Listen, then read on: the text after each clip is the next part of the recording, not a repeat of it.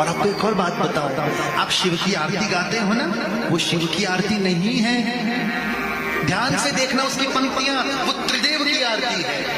एकानन चतुरानन, एक मुख किसका? विष्णु जी का। चार मुख किसके? ब्रह्मा जी के। पंचानन राजे, पांच मुख किसके? भोलेनाथ के। हंसासन, हंस पे कौन बैठे? ब्रह्मा जी।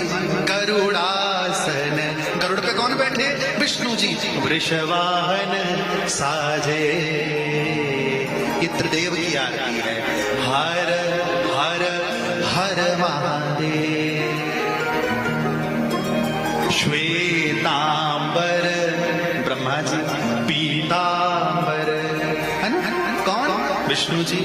बाघांबर अंगे, सनकादिक, ब्रह्मा जी। गरुड़ादिक, विष्णु जी।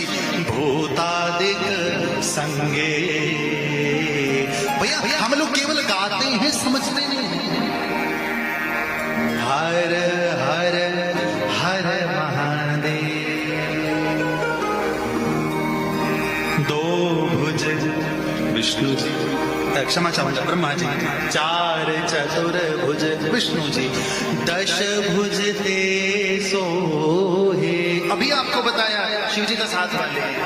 तीनों रूप निरखता, तीनों रूप एक नहीं।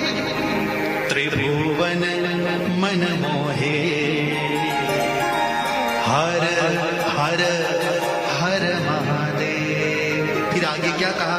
ब्रह्मा विष्णु सदा शिव, जानत अविवेका।